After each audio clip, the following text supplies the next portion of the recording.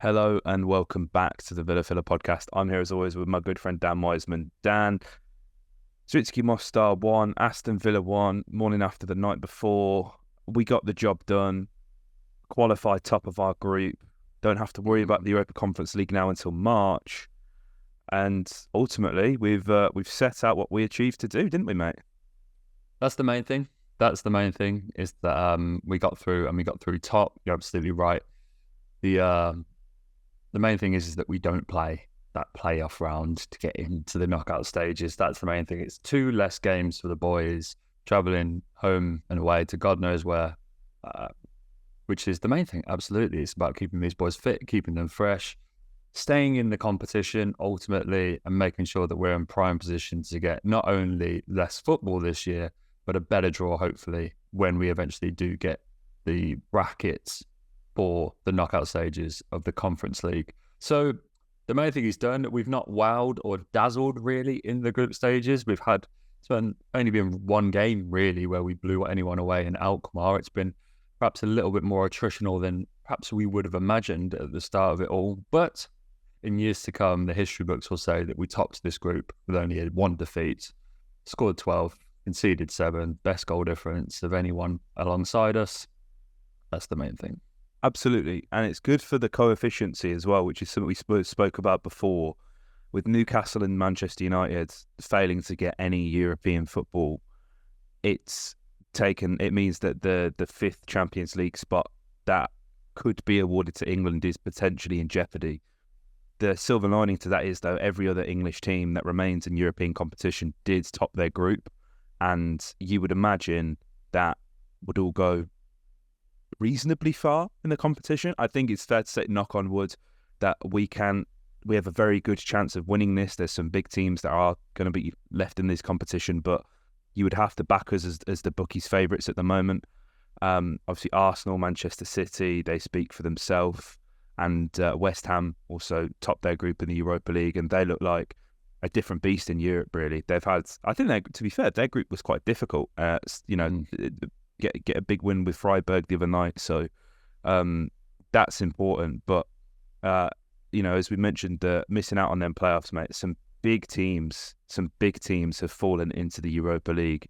You've got Olympiacos, Ajax, Real Betis, Sturm Graz, Union Saint-Gilloise, who actually beat Liverpool last night, albeit it was a pretty weakened side that they put out because they'd already qualified. Maccabi Haifa, Servette, and Molde. So, we just consider ourselves lucky that we haven't had to play them. And when you look at some of the teams that are entering that playoff, mate, when you've got Frankfurt, who again would have been bookies' favourites at the start of the tournament to go on and win, the fact that they could come up against one of them big guys, Legia Warsaw, who we well know can cause trouble both on and off the pitch, Dinamo Zagreb, even guys like Slovan Bratislava, who have relatively decent history in this kind of European competition, potentially may not make it to the knockout rounds. So all things considered, we got the result that we needed. Obviously, there's still Fiorentina, Fenerbahce, Bruges, Lille in the competition that we may have to contend with at some point, but we'll just have to wait and see how that goes, won't we? I think the story of last night really, mate, is about patience, isn't it? I think patience is probably the takeaway from that match. And when you look at Zaniolo finally getting his goal, and it doesn't matter the fashion in which he got it, he got his goal, can tell that the confidence is what he needs. And again, patience for the guys that are sort of in and around the fringe of the squad. It was very good to see Callum Chambers, Leander Dendoncker rewarded with a start after his great performance against Arsenal. As you mentioned, mate, he called that one perfectly. Flip Marshall making his senior debut, Tommy O'Reilly coming on. It was a good night for them guys, and I think that's almost as important as the result, isn't it? Yeah, it is. I think as soon as we kind of saw the lineup, we kind of knew what game this was going to turn out to be. It was a game that kind of felt a little bit like, almost had a kind of friendly feel to it. Do you know what I mean? In that you felt that Zrinjski were really just kind of happy to be there, and like that's not at all to downplay them, but you can kind of see the reaction to the goal, which ultimately levelled it and meant nothing for their chances of surviving in European football. Just how much it meant to them to get a goal against Premier League opposition. And, both you and I mentioned in the preview that this is probably one of, if not the biggest game in their recent history. And so it kind of played out a little bit like a friendly or a testimonial. Zrinjski only with 24% possession, Villa racking up 76% of the ball, 636 passes to Zrinjski Mostar's 195.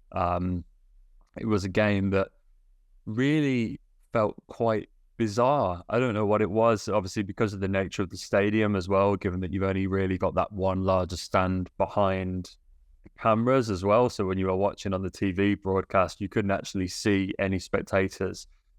Those that were there, obviously, because the nature of the stadium, it didn't sound too loud. It may have been different for those that were there. But yeah, it just kind of felt a little bit like a training exercise. You kind of felt that Villa were going through 65% capacity. None of the lads that were out there wanted to get injured going into what is such an important period for the club. And so, yeah, it had quite an odd feel to the game. And you're kind of hoping that when Villa do get through to the knockout stages and we start to pull in some bigger names in the draws and we start to get an idea of who we might have to play as we get closer to the final, that the ante does rise in these performances, because there's not been too much to suggest in the group stage that we are the outline favourites to go and win this competition. We've not really seen Villa click into gear aside from Alkmaar away in the competition. And tonight just very much felt like an exercise that we had to go through to get through. And we would have liked to go through with the win, obviously. It's a very good goal for them to level it. But yeah, Villa just... they got it done, and I'm very happy for Zaniolo. We've been saying for a while that hopefully that's the start of something for him. Maybe he just needs one goal, one assist, whatever it might be. And look, it's come against Zrinjski Mostar in a competition which both you and I said, if he is going to get off the mark, it's probably going to have to come in the Conference League, and it has done. So it'd be really interesting, especially when the fixtures are coming thick and fast through the rest of December, just how much of a role he plays and whether we see him play with a bit of a weight off the shoulders, hopefully. Yeah, weight off the shoulders for sure, man. He needs that. And as you said, we've got some tough games coming up, man. Like, we've got some really tough games. And obviously we're going to get into Brentford in a little bit. But, this morning, I guess this afternoon, really, it was announced, looking at the timings, Aston Villa have announced a strategic partnership with a company called Atarios. Now, you're probably thinking, who are Atarios? What does this mean for Aston Villa? I didn't know until about 20 minutes ago either. So, pulled up their website, got their mission statement up, which I will read to you now. And I think, you can already tell immediately that it aligns pretty well with what we're doing and the sort of approach that Nassef and Wes are taking with Aston Villa. Our approach is long-term, strategic and patient. We're committed to true partnership every step of the way. Now, people obviously wondering what the partnership means, how they're involved, all that kind of thing. So, the club statement didn't load for ages. So or on Villa's end, I'm sure it was just a mistake. But the statement from Villa reads, as they posted on Twitter, V Sports SCS, a joint venture of Nassef Sawiris and Wesley Edens, and the owner of Aston Villa Football Club Limited and Aston Villa Women's Football Club Limited, is pleased to announce that it has entered into an agreement with Atarios to become a partner in V Sports. So essentially, what this means is Atarios have invested into the company V Sports, the company that owns Aston Villa. They will own shares and they will be assisting Villa with infrastructure and building. So all of this points towards, the development of the North Stand.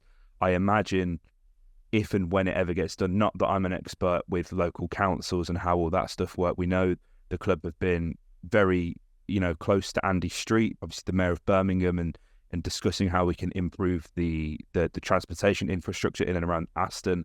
I don't imagine the club will be too involved in that, but I imagine that with the recent acquisition from Atarios, I imagine they would want some say in how, Aston train station, Whitton train station, all that gets developed, because at the end of the day, that's going to be really important when it comes to sort of leveling us up. But as someone rightfully pointed out in the comments as well, there's two ways you could sort of go about this partnership. Villa could essentially pay Atarios, a consultancy fee and have them work for Villa, but they've actually bought into V Sports, which is almost pretty unique because they're fronting the risk themselves, really. They've bought into the company. They are quite literally invested in the project. And, reading the mission statement, as I did earlier, it kind of suggests that, should this go wrong, should anything go wrong, really, as we've seen with Liverpool and Fulham, really, they've both struggled in terms of getting their new stands built and all that kind of stuff. These guys are quids in, so they're fully invested, they're fully on board with what we're doing, which is good news for Villa fans. So just to sort of put everybody at rest who may be concerned or not necessarily understand what this partnership's about, essentially, due to my understanding at least, they will be assisting with the new infrastructure of the stadium.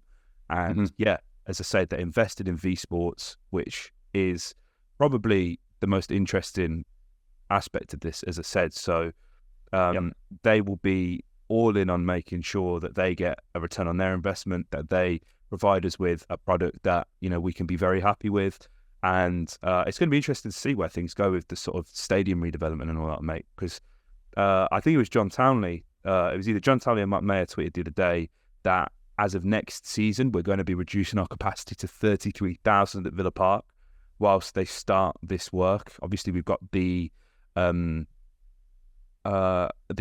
I almost called it the Commonwealth Games. We already did that. We've been announced as a stadium for the Euros come 2028. So, this is a project that needs really, I'm surprised we're leaving it as late as we are, really. I know it's taken some time to sort of cross the T's and dot the I's, but with that on the horizon, it's good to see that things are finally getting in motion. Yeah, it's good, mate. It's good. I think it's deliberately maybe a little bit vague. Yeah. The announcement in that, financially and everything like that, you don't want to put exactly too much on the table. It's why very rarely you get transfer fees announced these days, which was very much a thing in the past. It's all undisclosed fees nowadays in the transfer market, and this kind of feels a little bit like that. But things do certainly seem to be clicking into gear as well. You have to see that this is the first time I think that the women's side of the club is mentioned. I think so, yeah. In one of these V Sports kind of style acquisitions, but just goes to, this is more about the infrastructure of the club as a whole rather than something strictly to do with the men's first team or something like that. So, it does feel like slowly things are starting to kick into gear now with the stadium redevelopment and everything that comes with. I think Andy Street was at the Manchester City or the Arsenal game actually and made a comment that, he got the training through Whitton Station and saw firsthand, just particularly on a match day, that really needs to pick it up. And anyone who gets public transport to the Villa knows that it can be a real pain sometimes. So, making sure that it's all very well and good saying you want to add, 10,000 seats into Villa Park, but how do you accommodate 10,000 more people getting there, when particularly going into today's day and age, you want to encourage those people to use sustainable transport methods like public transport and everything like that. So it'd be interesting to see what comes of this. I think it's deliberately a little bit more vague, but investment from a third party, someone that handles up to kind of $8 billion worth of assets across a variety of equity capital and stuff like that. So it's a very sizable, seemingly very reputable company that can only mean good things, hopefully, for the Villa. Fingers crossed, mate. Fingers crossed. And I think that probably is all that needs to be said on that. But, we've got Brentford coming up, mate. This is going to be a really tough game. I'm sort of looking at the fixtures now, and we've got the sort of big two out of the way in City and Arsenal, right? But there's no easy game in this division, especially now there is almost a target on our back. People see us as challengers, and I don't think we can take anybody by surprise. And Brentford are the epitome of organised. They're a wonderful team, coached by a wonderful manager, Thomas Frank. I've got a lot of time for him. When we was at uni, I went and covered a Brentford game, and I got to sit in a press conference with him and ask him a few questions. And he's just, he's so intelligent, takes so much time and consideration with sort of everything that he's asked. I think people saw that recently when he was on Monday Night Football a couple of weeks back. That was a really good show. And Yeah, I mean, I think as well, what's interesting about this is Brentford, they're so well drilled. They score a lot of set piece goals. Everything is so meticulously planned. There are shades of Unai in Thomas Frank in how he sort of drills his team, and the styles are somewhat different. But this is going to be a really interesting battle on the touchlines, mate. This is what the Premier League is about, these kind of tactical battles. And neutrals may sort of turn their nose up to this game with it being Brentford versus Villa, but this could be the pick of the weekend. It's a really interesting game, mate. It's a really interesting game. Brentford are a side that have done very well this season to cope with the loss of several players, but namely kind of Ivan Toney and everything that entails, making sure that they fill his boots. And, they still sit in a very respectable 11th place. It's still been a very solid season for them. They haven't quite posed teams the problems. Last season, they were one of the teams in the mix and that were knocking on the door alongside ourselves and Brighton for those final European places. And you imagine that although there's a lot of links to Tony leaving in January, that when they do get him back, they'll be back at full strength. Their side that I heard it summarised very well the other week on another podcast, and they said a point at Brentford is not a bad result for any team in this division. There's not one of the 19 other sides that if you said, okay, your away game of Brentford this season, you take a point, everyone goes, yep, fine with that, because they're incredibly difficult to beat at home. They've lost just 4 of their last 27 Premier League home games since the start of last season, winning 13 and drawing 10. And so there's nobody goes there and has it easy. And I think given what you were kind of saying about Villa, the narrative has certainly changed. We certainly do have a target on our backs. And I think as long as if you come through this, considering that our away form hasn't been great with just a point, then I really don't think that's a bad result for Villa. I definitely don't. It's what we picked up there last season. And whilst traditionally we haven't traveled to the capital very well at all, we are unbeaten. This is a great stat. We're unbeaten in our last 6 games in London under Unai Emery. The last game that we lost in the capital was the 3-0 defeat at Craven Cottage, which proved to be Steven Gerrard's last game for the club. We've won our last 2 games in London. We last won 3 in a row all the way back in February 1990. And I thought that was a particularly nice nugget of information, which shows just how well Villa has, even though, our away form hasn't quite been great, generally, we've gone to a lot of the London big boys and played quite well. And Brentford are certainly in that category. It's easier to go and get a result at Stamford Bridge nowadays than it is to go and get a result at Brentford. And I think that's testament to just how hard they are to beat. And yeah, I honestly don't think, mate, if we come away with a draw from this, I think we can hold our heads pretty high. Absolutely, mate. Absolutely. They've sort of hit a tumultuous patch of form recently, losing 4 of their past 5 Premier League games, which is as many as their previous 18 games. But that doesn't mean that this is going to be easy by any stretch of the imagination. Interesting little nugget here, mate. Neil Maupay, someone who I didn't realise had joined Brentford until a couple of weeks ago, and I was sort of watching them on TV, and I thought, have I travelled back in time? Am I watching Premier League years? I didn't realise Maupay had moved to Brentford, but I think it was a deadline day move, which is probably why it sort of went under the radar a little bit. He's scored 2. Neil Maupay has either scored 2 or assisted 1. The way this is phrased is really weird. Maupay's either scored or assisted a goal in 3 of his last 4 Premier League home games, scoring 2 and assisting 1 in that time. However, that is caveated with Villa is the side he's faced the most without scoring in the top flight. So he's played against Villa 8 times and failed to score on each occasion. So, and that's quite funny because he felt like quite the thorn in our side in the Championship, didn't he, mate? He was a bit of a bagsman at that level. I think that the jury is still out on Neil Maupay. He's had a few moves to Premier League clubs and it didn't necessarily work for him at Everton. And I'm not surprised that he found his way back to Brentford given their issues up front, but he seems to look reinvigorated this season, and the stats that I just listed up all point towards that. He isn't Ivan Toney though, as you rightfully pointed out, mate, and I think it's interesting because at the start of the season it felt like Brentford could really rely on either Visser or Mbeumo to sort of get a goal for them, but Mbeumo went for a bit of a dry spell himself, and he's a fantastic player. I didn't realise he's only 24 years old. I had it in my head that he was like 32, that they sort of plucked this guy. But I remember watching him in the Championship and thinking, "Core, this guy's a player." But yeah, it's going to be interesting. I think more players. Well, I don't have the numbers to hand, but he's constantly finding himself offside. So you would imagine that, given our well-drilled defence and high line, that that's something that he's going to struggle with again if he starts in this game. Yeah, you have to hope so. Obviously, we know how good Villa's offside trap is. We've had a little bit of, I don't want to say trouble with that, but obviously it's not been as effective on the road as it has been at home. The two kind of tables, when you split them home and away, read very differently. If you take Villa's away form, we currently sit, I think, 13th in the league away from home. We've risen to 9th. There you go. So we're actually only, maybe it's not as bad as people say. It's something to be interested in to kind of note there. And so Brentford are definitely a team, though, that are greater than the sum of its parts. And I think the way that Mbeumo has stepped up, and they have kind of had a lot of goals come in from all over the squad. Wissa particularly as well has added definitely to his tally since last season.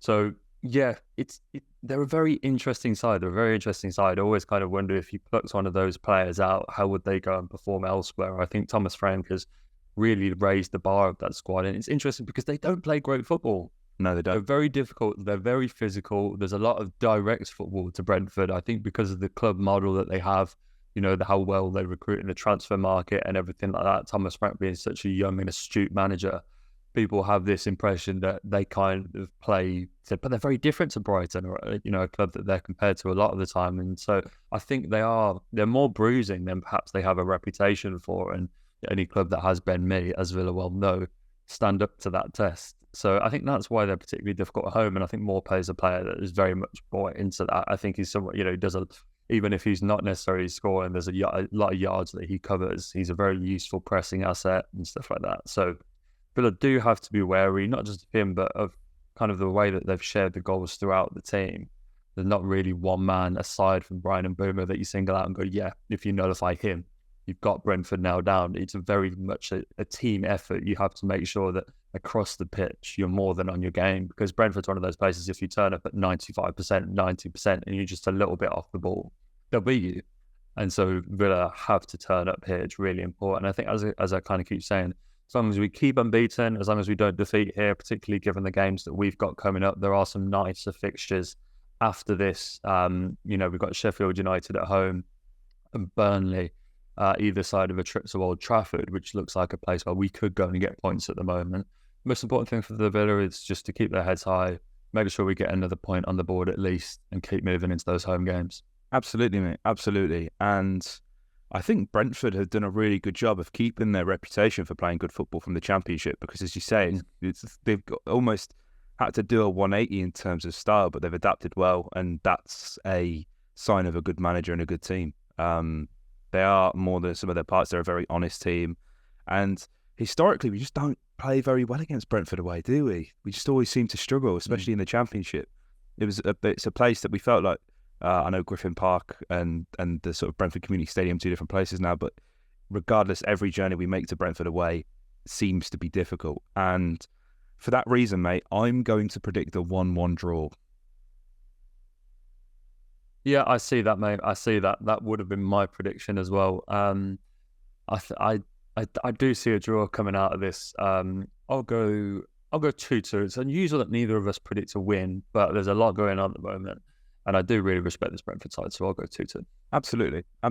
As long as we don't lose, I think I'd be happy, as you mentioned, mate. So yeah, guys, this was a full episode on YouTube, so you can enjoy that. If you're listening on Apple or Spotify, let us know. Make sure you follow, download the episode, share it with your friends, all that stuff. It really helps us out. And yeah, like, comment, subscribe, and up the Villa.